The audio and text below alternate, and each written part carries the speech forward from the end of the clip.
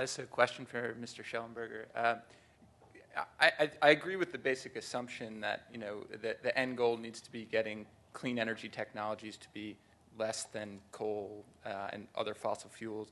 I guess the question I have, though, is you push for R&D, and at a time of record budget deficits, both on a state level and certainly on a federal level, both now and into the future.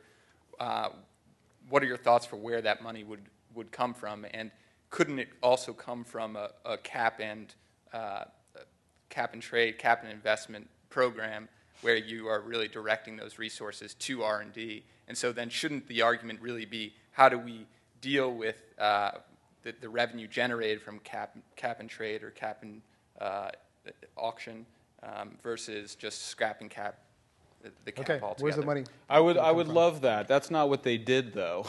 But how are you going to pay for the R&D? Yeah, I mean, look, first of all, the thing you have to understand is I'm not talking about setting up a new entitlement program. I'm talking about investing in the very basis of American economic growth. Do you think it should I mean, come this from is like it's like you literally don't get economic growth without making renewed investments in productive enterprise, in the infrastructure, in the technology, in the education. You starve those things, and you starve economic growth. I think everybody would agree with that, but where's the money going to come from? Well, so first of all, let's just be clear that in the face of a massive economic and financial crisis, we just did a stimulus program. So the idea that somehow we don't have any money to invest is belied by the last 18 months. The second thing I'd say about it is that our proposal, which is for somewhere between 30 and 50 billion a year, is actually cheaper than the cost of Waxman-Markey, the bill that passed the House. The difference is that we would take all of them. If you spend $30 billion a year, that's about $100 per person annually.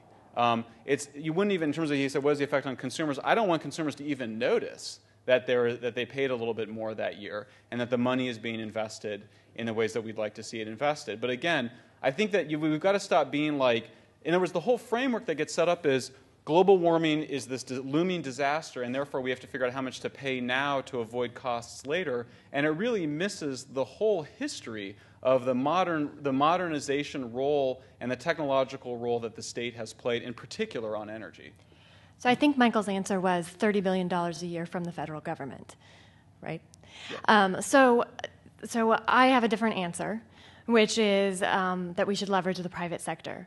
So you mentioned ARA. ARA did $25 billion a year for 2 years. That's not happening again anytime in the near future. So that's less than what you're proposing for perpetuity. Compare that to the private sector, where just in the electricity sector alone, electricity utilities are going to invest $1.5 to $2 trillion over the next 20 years. They're going to invest that one way or the other, whether they're going to do it in coal or nuclear or whatever they're going to do. So I think our challenge is to figure out how can we influence them to invest those trillions of dollars in clean technology and clean energy. And so I agree absolutely that over the long term, in order to stabilize the climate, in order to move to a clean energy future, we are going to need some new technologies, and that is going to come from RD&D. But I guess the two points where I would slightly adjust your viewpoint is, one, we have some of these technologies already. They're deployable. We don't have to develop them. We just have to make sure that all of the states, all of the countries in the world are deploying the technologies that are currently available. And then the second is, in order to get those new breakthroughs, what we really need to do is leverage the private sector. And the way that you leverage the private sector is for the government to send out a signal that says, we are going to reduce greenhouse gas emissions. We are going to set a cap on you or a performance standard on you, and now you, who has some capital to invest, can make a choice. And does it now look better to you? Does it look like a more certain investment to invest in coal? Or does it look like a more certain, less risky investment to invest in some new, cleaner technologies? And if the government puts out that standard and says, here's where you have to get, the private sector will respond. And and what the private sector wants to know is, how good of investment is this over the long term? How certain is it? How much can I trust that this is going to get me a return over the long term? And so if you send out that signal, over the long term, coal is not a good investment. Tar sands are not a good investment. Over the long term, renewables and energy efficiency are a good investment. Then you've got trillions of dollars to play with. And I would just point out that the opposite is actually happening right now. Europe has a carbon price. China doesn't. China is leading the way in clean energy to the extent that European governments have done well in clean energy is because they've directly invested in the R&D and the deployment. That's the case with the Danish wind farms. It's the case with the German feed-in tariff. It's not been through carbon pricing. It's been through the direct investment in these technologies. But would you agree that the big money's in the private markets? Well, but what does that mean exactly? I mean, the point is that, the big history here is that these are investments that only the state can make. That's why you call them public goods rather than private goods. Larry and I could spend a lot of time talking about all the barriers to the private sector making these combined investments that they need to make. But for a variety of reasons, they're not going to make those investments.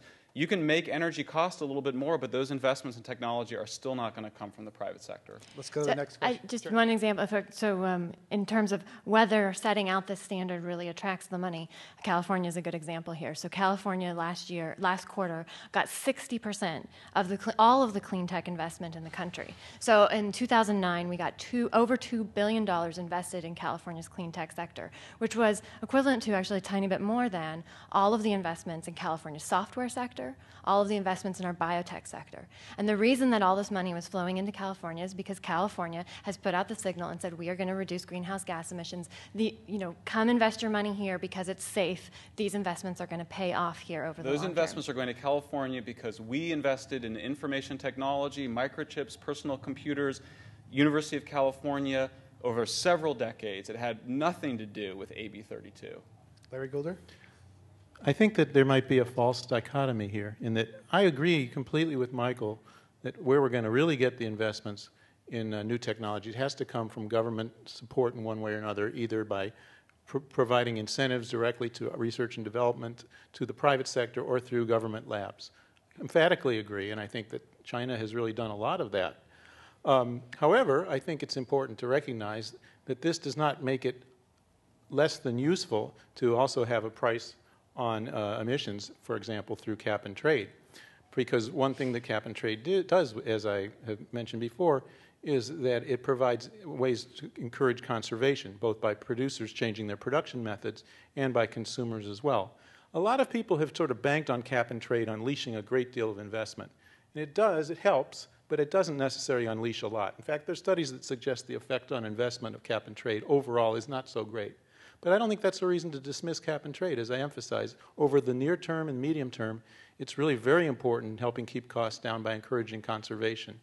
And so I really think that we shouldn't necessarily make the standard for keeping cap and trade or more generally pricing emissions how much it enhances investment. I think that that's too tough a standard. It's not the one that really is best for society.